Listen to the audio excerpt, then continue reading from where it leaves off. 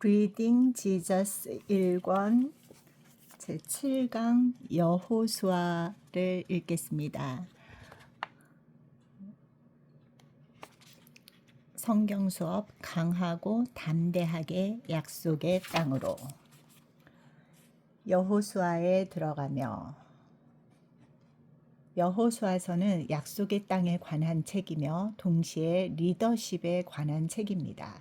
이 책은 모세가 죽고 여호수아가 모세를 계승하는 이야기로 시작해 여호수아의 죽음으로 끝납니다. 약속의 땅을 밟아보지도 못했고 어느 곳에 장사했다는 기록마저 없는 모세와 달리 여호수아는 그가 유산으로 받은 땅에서 안식을 누립니다. 약속의 땅에서 안식을 누리게 하시겠다는 하나님의 약속이 여호수아서에서 분명히 성취되었음을 알 수 있습니다. 또한 여호수아서 마지막에 기록된 이런 모습은 이스라엘 백성이 광야에서 경험한 산과 대조를 이룹니다. 광야 생활에는 안식이 없었지만 약속의 땅에서의 삶은 곧 안식을 의미합니다. 이러한 안식을 얻기 위해서는 우선 약속의 땅을 차지해야 했는데 문제는 이미 그 땅에 가나안 족속이 살고 있었다는 것입니다. 정탐꾼들이 보고 돌아와 겁을 먹었던 거인과 같은 아낙 자손들이 그 땅에 있었죠. 약속의 땅을 차지하려면 그들을 몰아내고 전쟁을 치러야 했습니다. 이번 주에는 여호수아 전체를 통독하면서 성경 수업을 통해 여호수아서에 나타난 거룩한 전쟁의 의미와 하나님 약속의 성취에 대해서 살펴보겠습니다.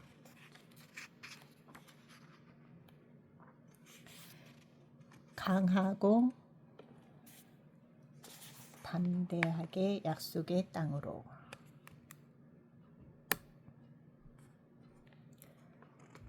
이 율법책을 네 입에서 떠나지 말게 하며 주야로 그것을 묵상하여 그 안에 기록된 대로 다 지켜 행하라. 그리하면 네 길이 평탄하게 될 것이며 네가 형통하리라. 여호수아 1장 8절.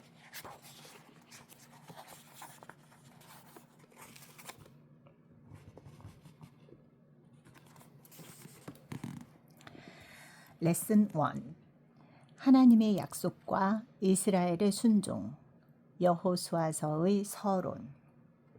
여호수아서를 여는 핵심은 하나님의 약속입니다. 모세는 죽었지만 하나님의 약속은 변하지 않았습니다. 하나님이 이스라엘 백성 가운데 변함없이 계시기 때문입니다. 좀 더 깊이 생각해 보면 하나님은 모세 이전에 아브라함과 이삭과 야곱과 약속을 하셨고 이제 그 약속을 이루실 것입니다. 따라서 모세가 죽더라도 하나님의 약속은 변함이 없고 하나님은 여전히 그들과 함께 하실 것입니다. 변함없이 하나님의 임재가 강하고 담대하라라는 말씀의 근거가 됩니다. 여호수아가 어떻게 강하고 담대할 수 있었을까요? 하나님께서 내가 너를 떠나지 아니하며 버리지 아니하리니. 여호수아 1장 5절 라고 말씀하셨기 때문입니다. 하지만 이스라엘 백성이 광야에서 이미 경험했듯이 하나님의 임재는 양날의 칼과 같습니다. 하나님께 순종하고 그분을 경외하며 하나님의 계명을 지키는 자에게는 기쁜 소식이지만 언약을 깨뜨리는 자에게는 재앙을 의미합니다. 그래서 하나님께서는 여호수아에게 말씀하십니다.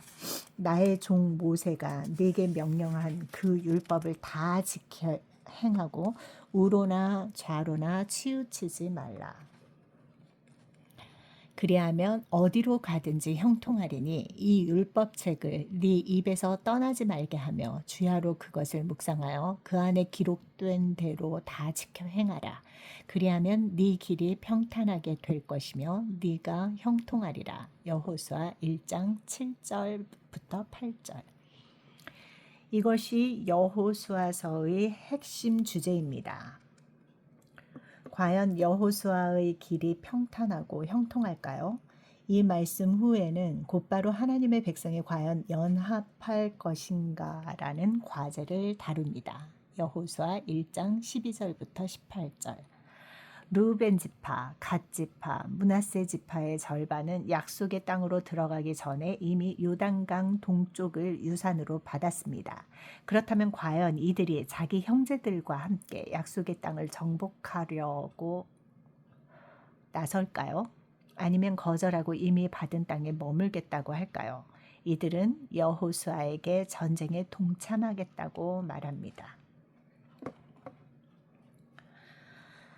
우리는 범사에 모세에게 순종한 것 같이 당신에게 순종하려니와. 여호수아 1장 17절. 그들은 여호수아의 리더십을 단지 말로만 인정한 게 아니라 온전히 순종하겠다고 약속합니다. 이로써 여호수아서의 핵심 주제가 다시 한번 분명해집니다. 여호수아가 여호와의 명령에 즉시 순종했듯이 백성들도 여호수아의 명령에 철저히 순종하겠다는 것입니다.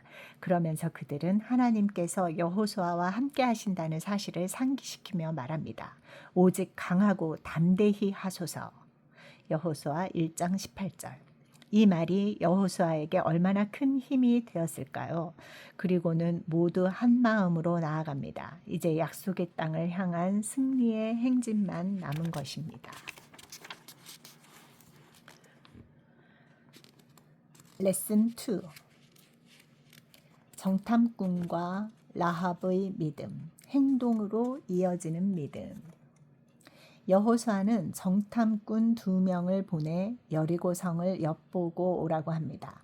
여기서 우리는 질문이 생깁니다. 이것이 과연 강하고 담대한 행동일까? 과거에도 정탐꾼을 보냈다가 겁먹고 돌아온 적이 있기 때문입니다.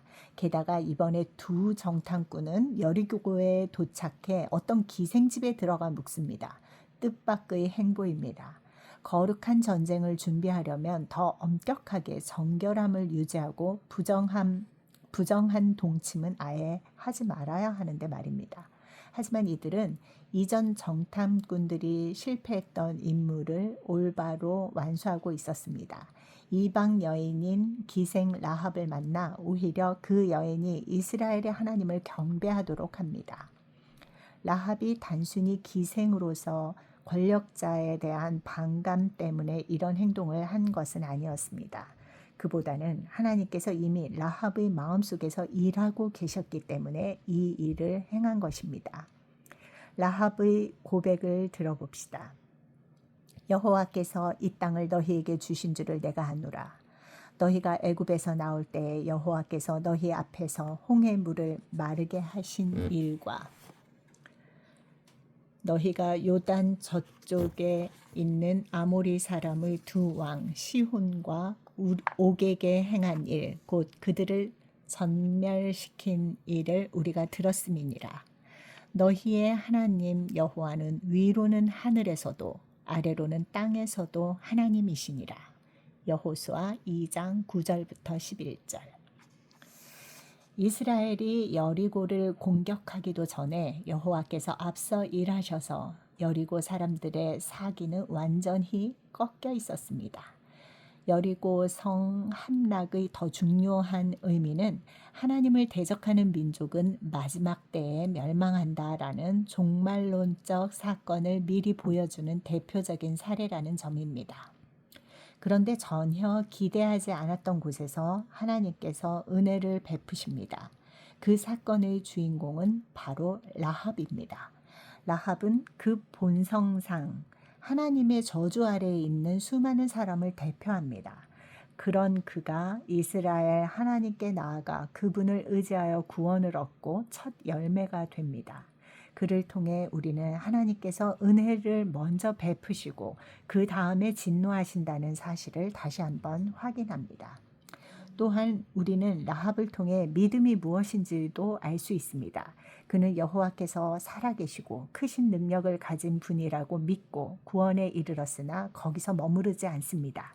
그의 믿음은 행동으로 이어져 이스라엘 정탐꾼을 숨기고 보호합니다. 라합은 그 땅을 이스라엘 백성에게 주겠다는 하나님의 약속을 신뢰했고 그 믿음을 행동으로 보여줍니다. 라합은 똑같이 정탐꾼들에게도 약속의 증표를 구합니다.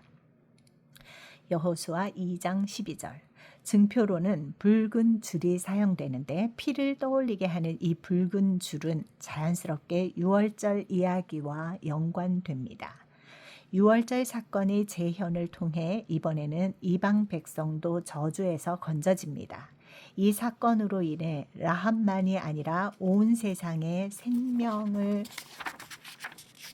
얻는다는 온 세상이 생명을 얻는다는 것입니다. 결국 이방 여인인 기생 라합은 믿음으로 언약 공동체 안에 속했고 예수님의 족보에까지 포함됩니다. 마태복음 1장 5절. 족보에는 라합 말고도 다말, 룻, 밧세바 같은 여인이 등장합니다. 마태복음에 기록된 족보가 이 여인들을 통해 전달하려는 중심 진리는 예수님께서는 죄인을 구하러 오셨다는 것입니다. 이 여인들의 삶은 결코 하나님 기준에 부합했다고 할 수 없고 오히려 하나님의 진노 가운데 있었으나 그런 죄인을 위해 예수님은 오셨습니다. 라합도 그중 한 사람이었습니다. 레슨 3. 여리고 전투의 의미. 하나님이 주도하시는 하나님의 전쟁. 하나님은 여리고 성 전투에 앞서 길갈에서 언약을 갱신하십니다. 애굽을 탈출했던 세대는 할례를 받았으나 불신앙으로 인해 약속의 땅에 들어가지 못합니다. 이제 하나님은 다음 세대에게 할례를 받도록 해서 언약의 징표를 새롭게 하십니다. 물론 하나님 백성이 언약의 징표 때문에 안식을 누리는 것은 아닙니다. 하지만 그 징표가 가리키는 방향을 따라서 하나님께 순종하는 삶으로 나아가야 합니다. 언약을 신실하게 지키는 것이야말로 약속된 복을 누리고 저주에서 보호받는 전제 조건입니다. 하지만 하나님과 맺은 언약의 성취는 궁극적으로 인간의 순종이 아니라 구원하시는 하나님의 능력에 달려 있음도 분명히 알아야 합니다. 여리고 성 점령에는 이 모든 의미가 담겨 있습니다. 먼저 여호수아는 어떤 사람이 손에 칼을 들고 자기 앞에 서 있는 환상을 보는데 여호와의 군대 대장이었습니다. 그는 여호수아에게 전투 전략을 알려주려고 온 것이 아니었습니다. 오히려 하나님께 경외함으로 복종하라고 명령합니다. 예배가 승리보다 먼저 와야 한다는 것입니다. 여리고 백성과 싸우기 전에 여호와께 먼저 경배해야 한다고 말합니다. 단지 전투 전략을 짜기 전에 예배를 드리라는 게 아니라 예배 자체가 곧 전투 전략입니다. 여리고 성 주위를 7번 돌라는 명령은 무모해 보이는 일에도 순종하는지 시험하려는 듯합니다. 하지만 그보다는 여리고 성이 하나님께 드릴 제물이 된다는 뜻입니다. 여리고는 제단 위에서 칼로 내려치기를 기다리는 제물과 같습니다. 그래서 여리고 전투의 모든 요소는 거룩한 전쟁이라는 하나의 큰 그림을 그려나갑니다. 양각 나팔을 잡은 제사장 7명, 하나님의 임재를 상징하는 언약궤 등 모든 것이 이 전쟁은 하나님이 주도하시는 하나님의 전쟁이라고 분명히 알려줍니다. 그럼에도 하나님은 자기 백성에게 이 전쟁에 동참하라고 초청하십니다. 이스라엘 백성은 여리고 성이 함락되었다는 소식을 언덕에 앉아서 기다리는 것이 아니라 나팔을 불며 행진하면서 함께 소리를 질러야 했습니다. 물론 승리를 주시는 분은 하나님이십니다. 그래서 여호수아서는 단 2절로 이것을 설명하고 넘어갑니다. 승리했다는 사실만 기술합니다. 이에 백성은 외치고 제사장들은 나팔을 불매 백성이 나팔 소리를 들을 때 크게 소리질러 외치니 성벽이 무너져 내린지라. 백성이 각기 앞으로 나아가 그 성에 들어가서 그 성을 점령하고 그 성 안에 있는 모든 것을 온전히 바치되 남녀노소와 소와 양과 나귀를 칼날로 멸하니라. 여호수아 6장 20절부터 21절. 여호수아서의 저자는 여리고 전투 자체보다는 전투를 수행하는 올바른 방법에 더 초점을 맞추어 기록합니다. 여호수아가 지시하는 내용에 주목해 보십시오. 이 성과 그 가운데 있는 모든 것은 여호와께 온전히 바치되 기생 라합과 그 집에 동거하는 자는 모두 살려주라. 이는 우리가 보낸 사자들의 그가 숨겨주었음이니라. 오직 너희는 그 바친 물건에 손대지 말라. 여호수아 6장 17절부터 18절. 여호수아는 왜 이토록 강하게 금지했을까요? 그 이유는 바친 물건 중 하나에라도 손을 대면 이스라엘 진영에 재앙이 임해 멸망하기 때문입니다. 이어서 말합니다. 은금과 동철 기구들은 다 여호와께 구별될 것이니 그것을 여호와의 곳간에 드릴지니라 하니라. 여호수아 6장 19절. 여호수아서 저자는 전투의 승리가 전부가 아니라고 강조합니다. 전투에서 이기고도 전쟁에서는 패할 수 있습니다. 이스라엘은 지금 거룩한 전쟁에 참여하고 있습니다. 결국 여리고 전투는 여호와께서 명령하신 전쟁이었고 여호와께서 승리하게 하신 전쟁이었습니다. 평범한 전쟁이 아니라 거룩한 전쟁이었습니다. 레슨 4. 거룩한 전쟁. 거룩한 전쟁의 특징. 하나님께서 이끄시는 거룩한 전쟁의 특징은 무엇일까요? 첫째, 이스라엘 백성의 대리인으로서 하나님의 의로운 심판을 대신 집행했습니다. 그래서 그들은 여리고 성과 성 안의 모든 것을 전멸해야 했습니다. 소돔과 고모라를 없앤 유황과 불 같은 역할을 했습니다. 오래전에 아브라함에게 땅 주겠다는 약속이 왜 늦게 이루어지는지, 왜 애굽에서 400년간 노예로 산 후에야 성취될 수밖에 없는지를 하나님은 설명하신 적이 있습니다. 네 자손은 4대 만에 이 땅으로 돌아오리니 이는 아모리 족속의 죄악이 아직 가득 차지 아니함이니라. 창세기 15장 16절. 가나안 족속이 이스라엘 백성에게 멸망당하는 근본 이유는 그들 죄가 가득 차서 하나님의 심판이 임하기 때문입니다. 이와 마찬가지로 오늘날 속히 복음을 전해야 하는 이유도 모든 민족을 향한 심판의 날이 다가오고 있기 때문입니다. 여호수아가 분 나팔을 천사들이 불고 하늘에서 들리는 그 소리와 함께 심판이 임할 것입니다. 그때 라합처럼 이스라엘의 하나님과 언약을 맺은 자들만 심판을 면하고 그렇지 않은 자들에게는 영원한 심판의 불만 기다릴 뿐입니다. 여리고 함락은 가득 찬 죄악에 쏟아지는 하나님의 진노를 여실히 보여주는 끔찍한 경고입니다. 거룩한 전쟁의 두 번째 특징은 전리품을 모두 하나님께 바쳐야 한다는 것입니다. 전쟁에서 얻은 모든 것을 하나님께 속한 물건으로 여겨야 했습니다. 하나님께서 하나님의 전쟁에서 이기셨으므로 하나님이 전리품을 취하시는 것은 당연한 일입니다. 거룩한 전쟁은 협업이 아닙니다.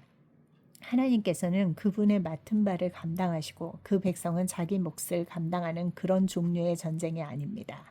그래서 전리품은 절대 나누어 가질 수 없었습니다. 그런데 이스라엘 백성은 이를 어기고 온전히 바친 물건으로 말미암아 범죄합니다. 여호수아 7장 1절. 비록 아간 한 명이 물건을 취했지만 하나님의 진노는 아간으로 인해 이스라엘 전체로 향합니다.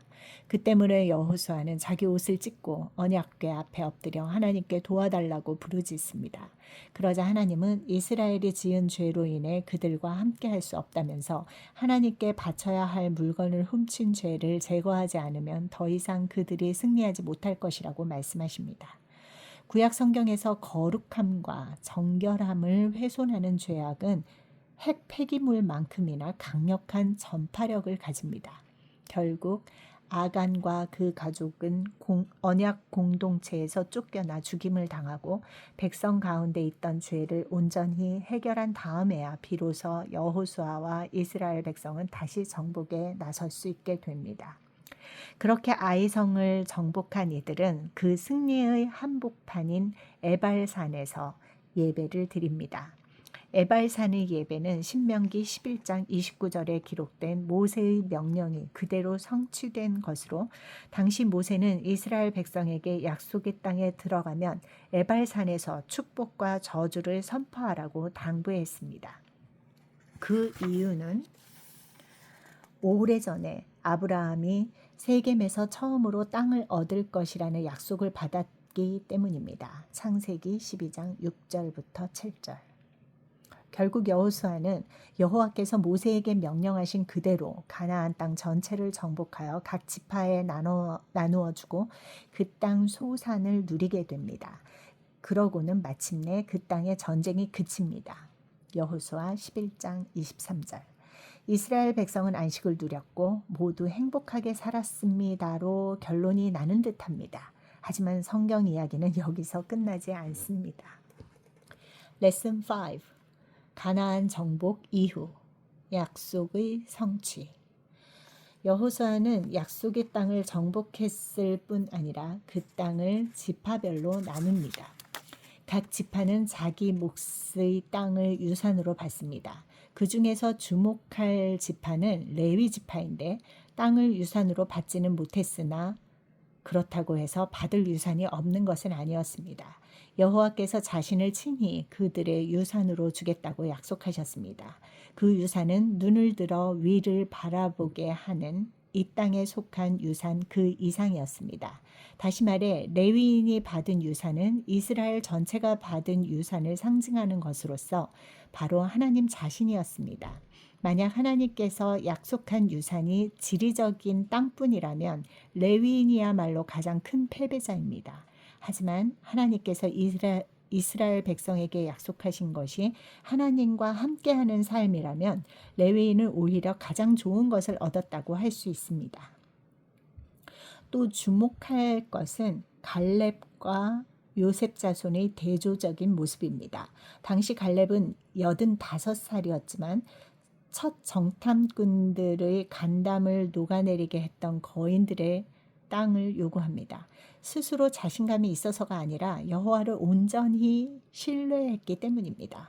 그는 여호와께서 나와 함께 하시면 내가 여호와께서 말씀하신 대로 그들을 쫓아내리이다 라고 말합니다. 여호수아 14장 12절.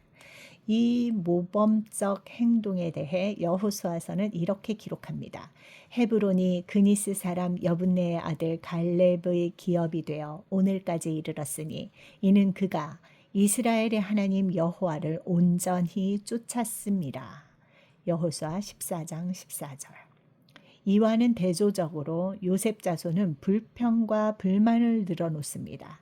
자기들이 받은 땅에 철병거를 가진 자들이 살고 있어서 정복하기 어렵다고 합니다. 여호수아 17장 14절부터 18절. 첫 정탐꾼들이 젖과 꿀이 흐르는 땅을 보고 와서 거인들이 살고 있어서 그 땅을 차지할 수 없다고 했던 모습과 같습니다.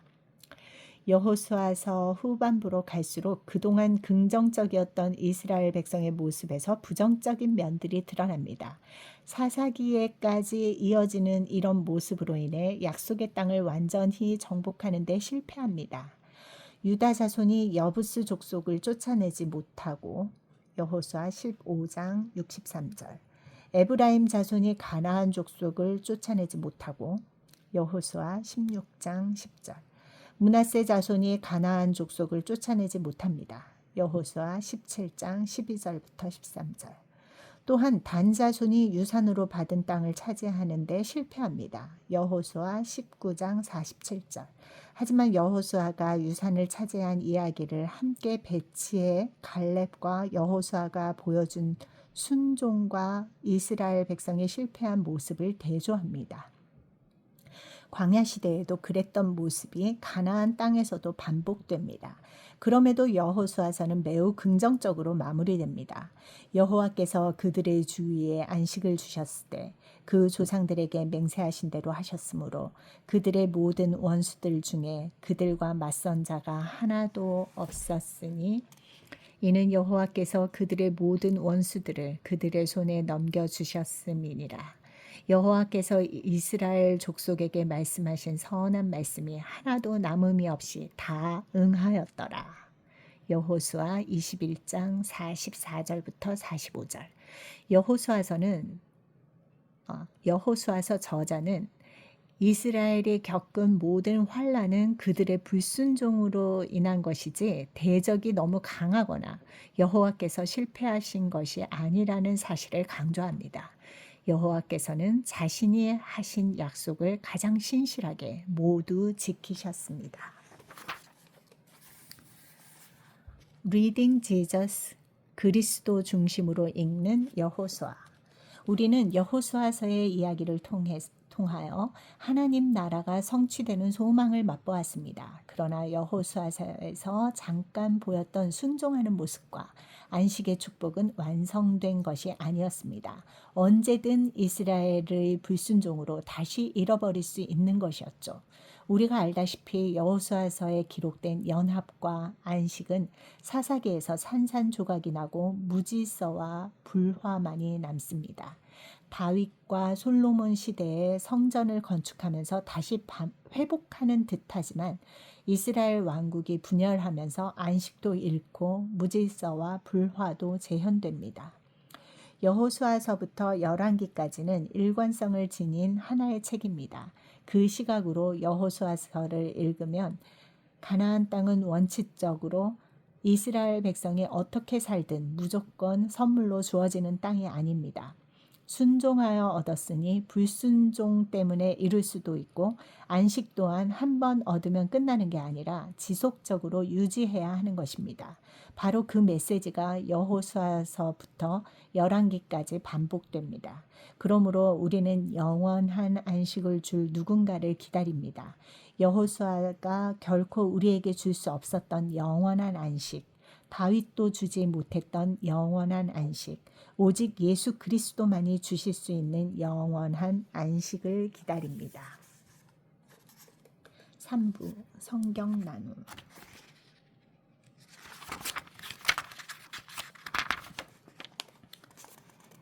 여호수아 한눈에 보기. 여호수아서는 하나님의 약속에 관한 책입니다. 그래서 하나님의 약속으로 시작합니다. 내가 너를 떠나지 아니하며 버리지 아니하리니. 여호수아 1장 5절. 이는 하나님께서 모세 이전에 아브라함과 이삭과 야곱에게 이미 하셨던 약속입니다. 하지만 이스라엘 백성이 광야에서 먼저 경험했듯이 하나님의 임재는 양날의 칼과 같습니다. 하나님께 순종하고 그분을 경외하는 자에게는 복이지만 언약을 깨뜨리는 자에게는 재앙을 의미합니다. 그래서 하나님께서는 여호수아에게 말씀하십니다. 나의 종 모세가 네게 명령한 그 율법을 다 지켜 행하고 우로나 좌로나 치우치지 말라. 그리하면 어디로 가든지 형통하리니 이 율법책을 네 입에서 떠나지 말게 하며 주야로 그것을 묵상하여 그 안에 기록된 대로 다 지켜 행하라. 그리하면 네 길이 평탄하게 될 것이며 네가 형통하리라. 여호수아 1장 7절부터 8절. 여호수아서는 이스라엘 백성과 함께 하시겠다는 하나님의 약속과 그들의 순종 문제를 다루고 있습니다. 하나님은 약속대로 처음부터 이스라엘과 함께 하시면서 가나안 정복 전쟁을 이끌어 가십니다. 여호와의 군대 대장으로 나타나셔서 가장 먼저 여리고성을 정복하시고 그 다음 차례대로 가나안 땅 전체를 초토화하십니다. 이스라엘 백성 가운데 계시면서 그들을 인도하십니다. 여호수아서는 계속 질문합니다. 과연 이스라엘 백성이 하나님께 온전히 순종할 것인가? 아니면 광야 세대처럼 불순종하여 비극을 맞을 것인가? 감사하게도 믿음으로 순종하는 모습이 자주 등장합니다. 여호수아와 갈렙, 요단강 동쪽 지파들, 정탐꾼들, 라합, 그리고 성을 돌았던 백성까지 모두 신실하게 순종합니다. 하지만 그와 대조적으로 불순종하는 모습도 나옵니다. 아간이 대표적 예이며 땅 문제로 불평하는 요셉 자손을 비롯해서 여호수아서 후반부에 이르면 가나안 족속을 쫓아내지 않고 불순종하는 지파들이 속속 등장합니다. 우리가 무엇보다 주목할 점은 여호수아서가 결론적으로 보여주는 긍정적이면서도 부정적인 모습입니다. 여호수아서에서 잠깐 보였던 순종하는 모습과 안식의 축복은 사사기에 들어가면서 무너지기 시작합니다. 그러다가 열왕기 하에서는 안식은 고사하고 하나님 백성이 결국 이방 땅의 포로로 잡혀갑니다. 결국 여호수아가 정복한 땅과 그 땅에서 얻은 안식은 완성된 것이 아니었습니다. 여호수아서는 우리에게 영원한 안식을 가져다줄 메시아를 소망하게 합니다.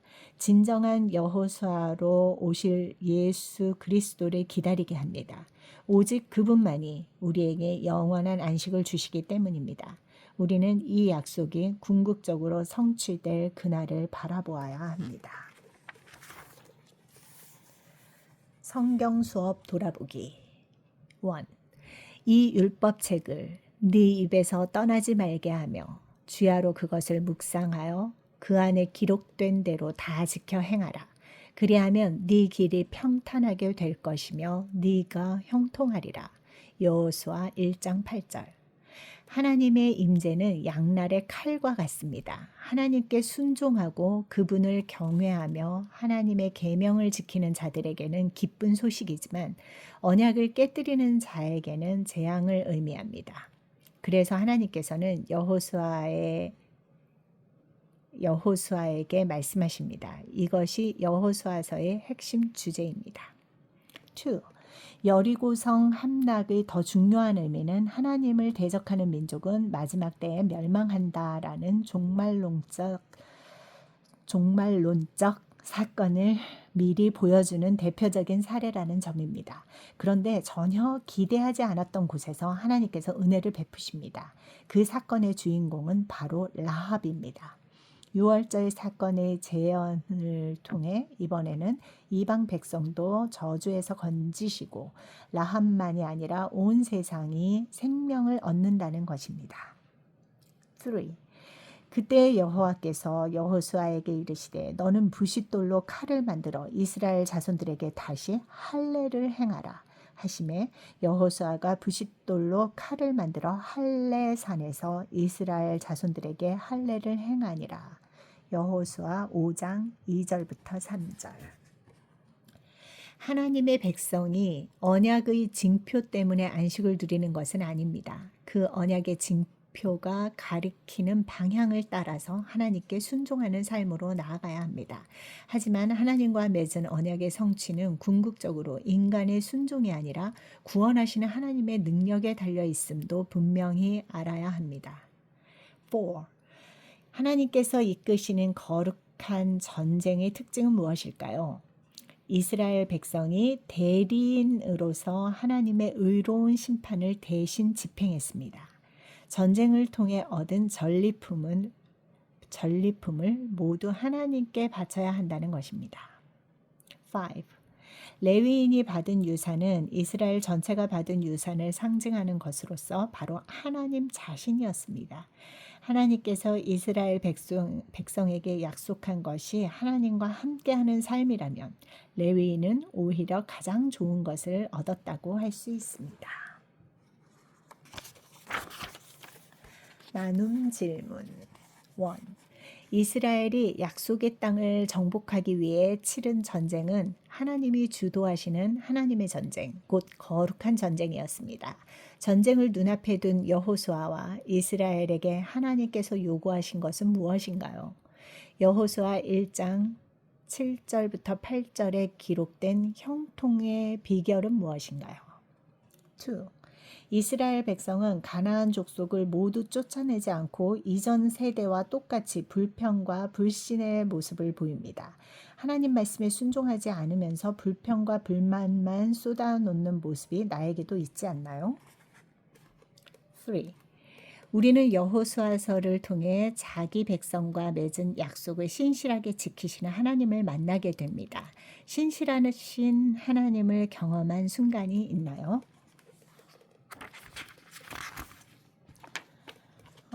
하나님을 향한 찬양 시편 46편. 하나님은 우리의 피난처시요 힘이시니 환난 중에 만날 큰 도움이시라. 그러므로 땅이 변하든지 산이 흔들려 바다 가운데에 빠지든지 바닷물이 솟아나고 뛰놀든지 그것이 넘침으로 산이 흔들릴지라도 우리는 두려워하지 아니하리로다. 셀라. 한 시내가 있어 나뉘어 흘러 하나님의 성 곧 지존하신 이의 성소를 기쁘게 하도다.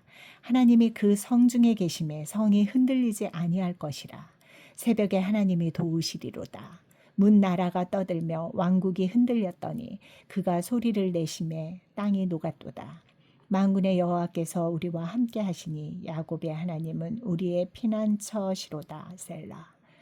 와서 여호와의 행적을 볼지어다. 그가 땅을 황무지로 만드셨도다. 그가 땅 끝까지 전쟁을 쉬게 하시며 활을 꺾고 창을 끊으며 수레를 불사르시는도다.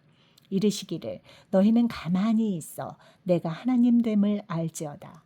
내가 문 나라 중에서 높임을 받으리라. 내가 세계 중에서 높임을 받으리라 하시도다. 만군의 여호와께서 우리와 함께 하시니 야곱의 하나님은 우리의 피난처시로다. 셀라.